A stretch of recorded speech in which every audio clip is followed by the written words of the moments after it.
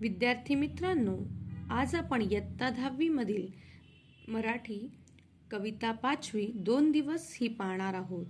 या कवितेचे कवी आहेत नारायण सुर्वे. 1926 ते 2010. प्रतिथयश कवी. ऐसा गामी ब्रह्म माझे विद्यापीठ, जाहीरनामा, सनद, नव्या माणसाचे आगमन इत्यादी कविता संग्रह प्रसिद्ध आहेत. स्वतःच्या प्रकृतीशी जुळणारी, निवेदनात्मक संवादाचा वापर प्रभावीपणे करणारी, बोलीभाषेशी जवळीक असणारी, गद्याच्या अंगाने जाणारी विशिष्ट शैली सुर्वे यांनी निर्माण केली. कामगार जीवनाची सुखदुःखे त्यांच्या काव्यलेखनाच्या प्रेरणास्थानी असतात. माणसावरील अपार श्रद्धेतून त्यांची कविता साकारली आहे.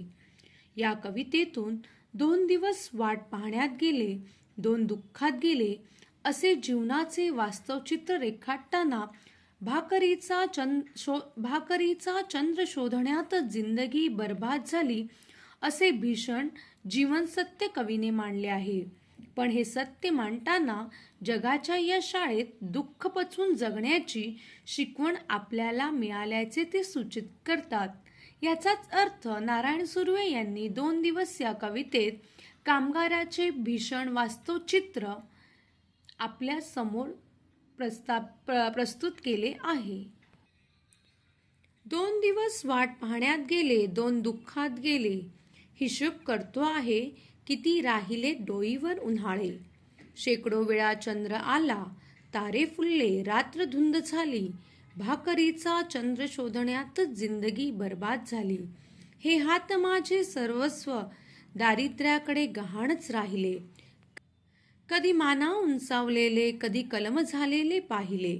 हरघडी अश्रू वाळविले नाहीत, पण असेही क्षण आले तेव्हा अश्रूच मित्र होऊन साह्यास धावून आले. दुनियेचा विचार हरघडी केला, अगा जगमय झालो. दुःख पेलावे कसे, पुन्हा जगावे कसे, या शाळेत शिकलो. झोतभट्टी शेकावे पोलात, तसे आयुष्य छान शेकले. 2 दिवस वाट पाहण्यात गेले, 2 दुःखात गेले.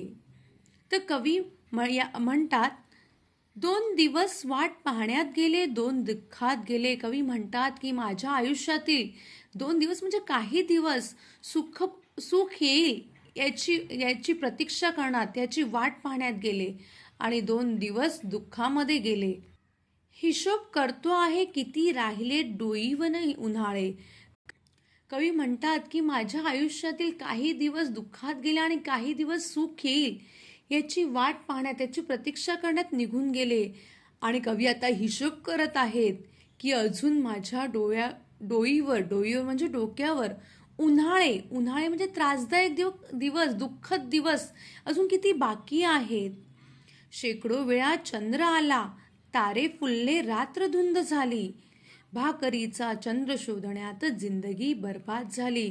कवी म्हणतात की माझ्या जीवनामध्ये खूप सारी म्हणजे सुख आलं, परंतु कवी त्याचा लाभ घेऊ शकले का? नाही. शेकडो वेळा चंद्र आले म्हणजेच कवीच्या जीवनामध्ये आनंद आला, सुख आलं, परंतु कवी ते उपभोगू शकले नाहीत. कवी म्हणतात की भाकरीचा चंद्र शोधण्यातच जिंदगी बर्बाद झाली.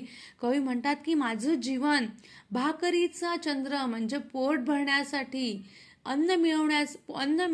पोट भरण्यासाठी, अन्न मिळवण्यासाठी कवी काम करतच राहिले.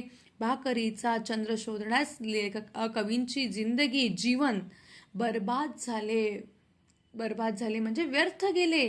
कवी म्हणतात की काही वेळा मला चांगले दिवस, आनंदाचे क्षण आले माझ्या जीवनात, परंतु कवी ते उपभोगू शकले नाहीत, कारण त्यावेळी कवी पोट भरण्यासाठी, भाकरी मिळवण्यासाठी कष्ट करत होते आणि त्या कष्ट करण्यातच कवींची जिंदगी बर्बाद झाली, व्यर्थ गेली. हे हात माझे सर्वस्व दारिद्र्याकडे गहाणच राहिले.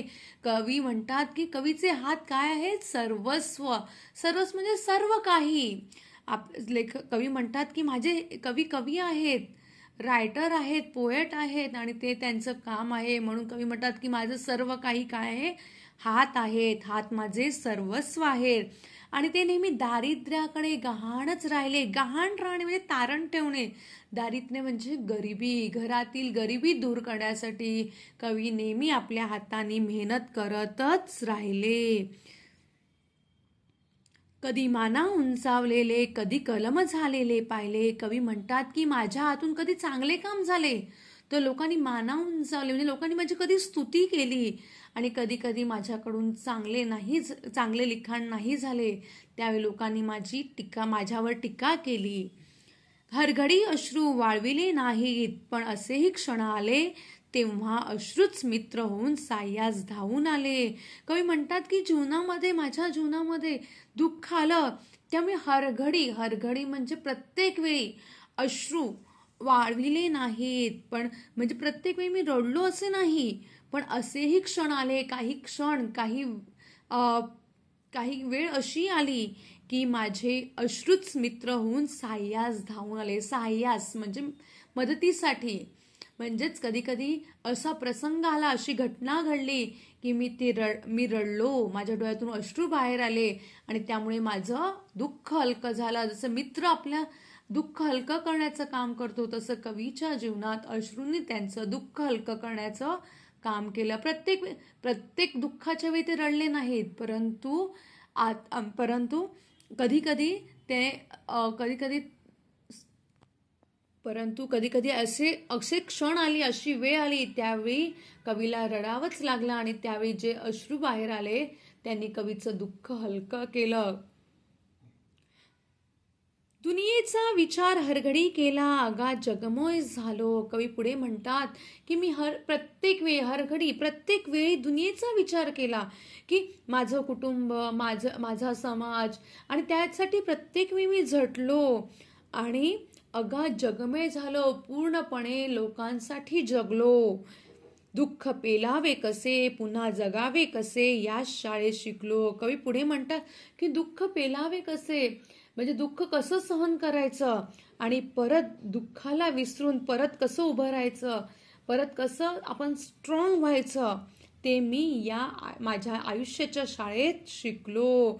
कवी फ्रस्ट्रेट झाले का? नाही, तर त्यांनी ते दुःख सहन केलं आणि पुढे परत नव्याने उभे राहिले आणि या परिस्थितीशी सामना केला. झोत भट्टी शेकावे पोलाद, तसे आयुष्य छान शेकले. कवी म्हणतात की पोलाद म्हणजे लोखंड. जसं लोखंड शुद्ध करण्यासाठी त्याला झोतभट्टीत टाकलं जाते आणि ते शुद्ध होऊन त्याच्या वस्तू तयार केल्या जातात, तसंच कवीचं आयुष्यही तसंच काही झालं. तर दुःखाच्या भट्टीमध्ये कवीचं आयुष्य पोळून गेलं आणि त्यातूनच त्यांचं आयुष्य त्यांनी चांगल्या प्रकारे घडविलं.